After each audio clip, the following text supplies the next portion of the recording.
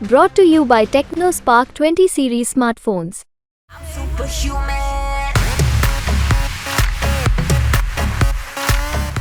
के ऊपर कुछ ऐसे लोग देखे जा रहे हैं जिनको कभी उन्होंने पहले देखा ही नहीं। कहीं ना कहीं इस बार गरीब तबके में मुस्लिम वर्ग के बीजेपी को मतदान करने का उनके अंदर एक रुझान देखा गया है। इसमें देखा गया है कि गरीब लोगों को सदैव दहशत में रखा जाता है, उनको डराया जाता है। अभी ये अखिलेश यादव को अब उनके पास में केवल झूठी सहारा रह गया है। हमारे साथ इस समय सुब्रत पाठक जी मौजूद हैं। सर, एक लेटर लिखा है आपने चुनाव आयोग को लेकर, क्या आशंका जाएगी? कुछ मुस्लिम बाहुल्य क्षेत्र से हमारे कार्यकर्ताओं ने इस प्रकार की सूचना दी है कि वहाँ के ऊपर कुछ ऐसे लोग देखे जा रहे हैं जिनको कभी उन्होंने पहले देखा ही नहीं। मानो मेरा कोई कार्यकर्ता की उम्र 40 साल है तो वो कम से कम 30 साल का तो वो समझता ही होगा। तो ऐसे एरियाज़ में जो बाहर के लोग आए, एक बार छानबीन हो उनकी, कौन लोग बाहर से आए हैं, क्या करते हैं, कहाँ से आए हैं। अब कोई कह रहा है रोहिंग्या हैं, कोई कह रहा है कि बांग्लादेशी हैं, कोई कह रहा है कुछ है। तो ऐसा तो नहीं कि कुछ कहीं ना कहीं इस बार गरीब तबके में मुस्लिम वर्ग के बीजेपी को मतदान करने का उनके अंदर एक रुझान देखा गया है। तो ऐसा तो नहीं उनको दहशत में लाकर उनको किसी भी प्रकार के, क्योंकि मुस्लिम एरियाज़ में देखा गया है कि गरीब लोगों को सदैव दहशत में रखा जाता है, उनको डराया जाता है। तो इस प्रकार के कुछ चंद लोग जो उनके वोट के सौदेबाजी भी कर लेते हैं, तो ऐसे लोग इस प्रकार का प्रभावित करते हैं।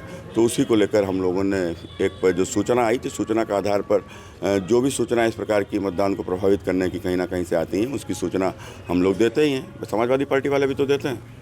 कन्नौज में ब्राह्मण पॉलिटिक्स काफ़ी देखने को मिली। समाजवादी पार्टी के लोगों ने 108 ब्राह्मणों को एकत्रित किया, लेकिन उनसे कोई एक ऐसा समूह था जो कह रहे थे कि उनको पता ही नहीं था कि सपा के लिए अखिलेश यादव के समर्थन में ये पूजा पाठ हो रहा था। देखो, अभी ये अखिलेश यादव को अब उनके पास में केवल झूठी सहारा रह गया है और इसीलिए उन्होंने देखो कुछ ब्राह्मणों को बता रहे, जैसा मैंने सुना कि इकट्ठा किया गया कि कुछ यज्ञ वगैरह के नाम से वो लोग पहुँचे वहाँ पे, बता रहे उनको अखिलेश यादव के जिताने के संकल्प की बात वो लोग करने लगे। तो उन्होंने स्पष्ट कहा है कि हम किसी को जिताने के हराने का संकल्प नहीं, हम तो पूजा करने वाले लोग हैं, पूजा करने आए थे, हम किसी को संकल्प जीत हार का दिलाने नहीं आए थे। तो मुझे समझता हूँ कि अब अखिलेश जी को समझ जाना चाहिए कि बिला वजह आप ज़बरदस्ती क्यों थोपना चाहते हो। जब तुम्हें लोग अपनाना ही नहीं चाहते हैं, तुम ज़बरदस्ती क्यों थोपना चाहते हो। तुमको जब लोगों ने अपनाया तब तुमने क्या किया, अपने गिरेबा में तो झांक के देखो।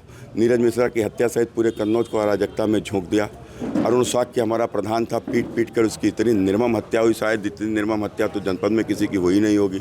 तो किस प्रकार का किसी की ज़मीन पर कब्जा, किसी पर किस प्रकार के अवैध शराब और शराब में लोग मारे गए और शराब पी के मारे गए, किस प्रकार से इनका पूरा कार्यकर्ता ठेकेदारी में लिप्त था, फर्जी शराब बेचता था, बड़े बड़े शराब माफिया देखो, जितने भी चेहरे आप इनके देखो समाजवादी पार्टी के, जो भी कन्नौज में आपको कहीं ना कहीं नेता दिखते हैं, कोई ठेकेदार है, कोई शराब का ठेकेदार है, कोई यही सब इनके पास है। ठेकेदारी व्यवस्था इनके पास मात्र बची है कि मैंने वो जो चुनाव से पहले रोड बनाने का जिनको ठेका मिलता था जब इनकी सरकार थी, और चुनाव आ जाता था इन्हें वोट डलाने का ठेका मिलता था, तो आज इनके पास वोट डलाने का ठेका है। तो ये सब ठेकेदार गांव-गांव वोट के ठेकेदार ढूंढ रहे हैं, वोट के ठेकेदारों को खड़ा कर रहे हैं।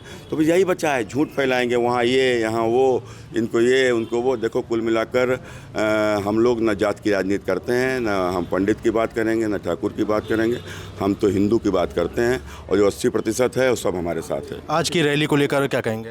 राहुल और अखिलेश एक साथ आज केशव प्रसाद मौर्य जी आ रहे हैं और विशाल जनसभाएं उनकी हैं। ठीक है, देखिए, धन्यवाद सर।